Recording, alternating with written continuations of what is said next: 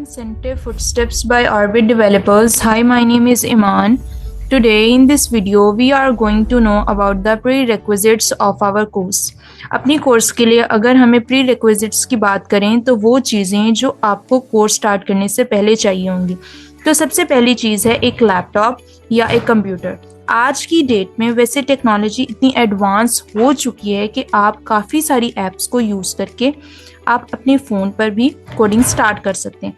But अगर हमें इस कोर्स को सीरियस ले रहे हैं तो मेरी जेन्युइन सजेशन है कि आप एक लैपटॉप या कंप्यूटर ले लीजिए जो कि बेसिक रिक्वायरमेंट्स हैं एक वेब डेवलपर बनने की।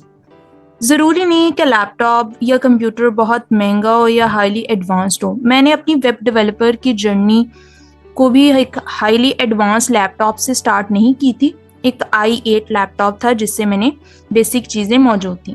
आपको भी जो अफोर्डेबल या आपकी रेंज में आता है उसके साथ स्टार्ट कर सकते हैं। सेकंड चीज़ जो हमें चाहिए होगी वो है इंटरनेट कनेक्शन। इंटरनेट कनेक्शन हमें क्यों चाहिए? क्योंकि कई बार ऐसा हो सकता है कि मैं आपको बोलूं कि हम ये सर्च करने वाले हैं, तो मैं चाहती हूँ कि आप उस चीज़ को साथ के साथ सर्च करें। इनफैक्ट हमारे लाइव सेशंस को अटेंड करने के लिए आपको इंटरनेट कनेक्शन की ज़रूरत पड़ेगी। इसके अलावा दो चीज़ें हैं जो हमें हमारे सिस्टम में चाहिए होंगी। उसमें सबसे पहला है क्रोम ब्राउज़र।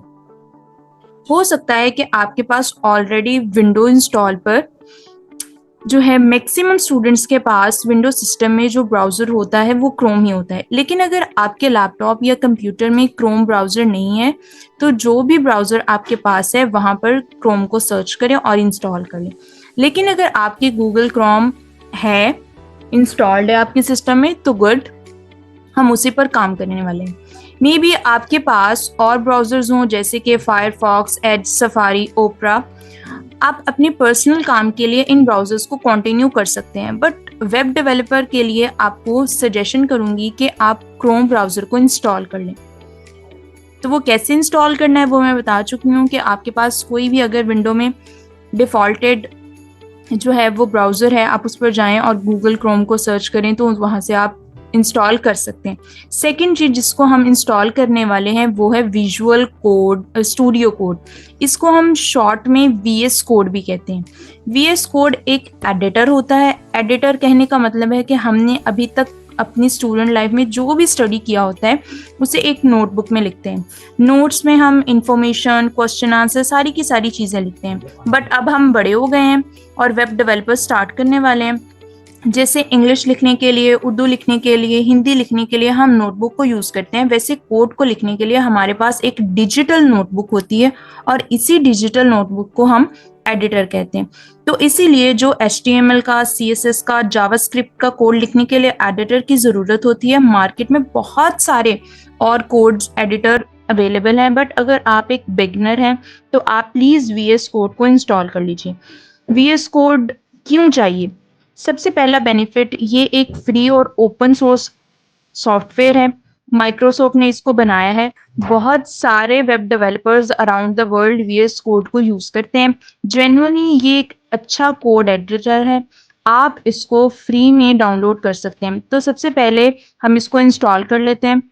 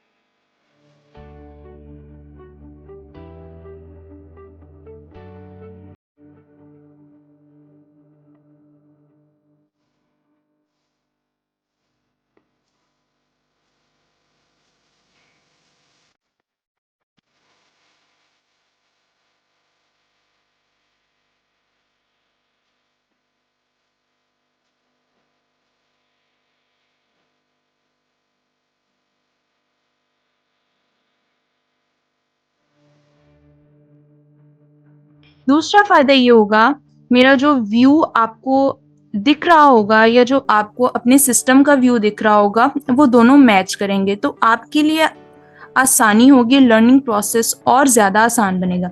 तीसरा फ़ायदा वीएस कोड का ये है कि हम सिर्फ एचटीएमएल, सीएसएस, जावास्क्रिप्ट या ये तीनों टेक्नोलॉजीज़ नहीं, इसके अलावा सी प्लस प्लस, सी, पाइथन, ये सारी मल्टीपल लैंग्वेजेस हैं जिनका कोड आप सिर्फ वीएस कोड पर लिख सकते हैं और कोडिंग को रन करवा सकते हैं। तो ऐसा बिल्कुल नहीं होने वाला कि एक बार आपने वीएस कोड को इंस्टॉल कर लिया है तो आगे जाके आप 1 साल बाद, 2 साल बाद जब आपको कोई नई चीज़ सीखने जा रहे हैं तो आपको कोई और एडिटर की इंस्टॉल करने की ज़रूरत पड़ेगी। ऐसा बिल्कुल नहीं होगा, क्योंकि सारी की सारी पॉपुलर लैंग्वेजेस हैं, उन सब को कोड वीएस कोड पर रन कर सकते हैं। तो आपको वेब डेवलपर की जर्नी में बहुत आसानी होगी। फिर चाहे आप प्रोजेक्ट्स बनाएं या आगे जाके डाटा स्ट्रक्चर जैसी चीज़ें सीख रहे हैं, ये सारी कोड जो है वीएस कोड पर रन करके हम इनको सीख सकते हैं। दोबारा से कोई और कोड एडिटर इंस्टॉल करने की ज़रूरत नहीं पड़ेगी। तो इसीलिए वीएस कोड बेस्ट ऑप्शन है, पॉपुलर ऑप्शन है। हमारे जो फर्स्ट लेक्चर होने वाला है एचटीएमएल का, ट्राई करें उस लेक्चर से पहले वीएस कोड आपके सिस्टम में डाउनलोडेड हो, क्योंकि जितना भी हम कोड लिखेंगे एचटीएमएल से स्टार्ट करते हुए, वो सारा का सारा वीएस कोड पर लिखने वाले हैं।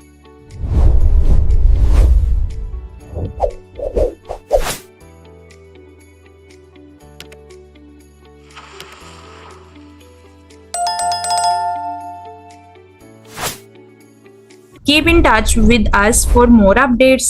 Keep like, subscribe and comment our channel in Center Footsteps. Thanks for watching.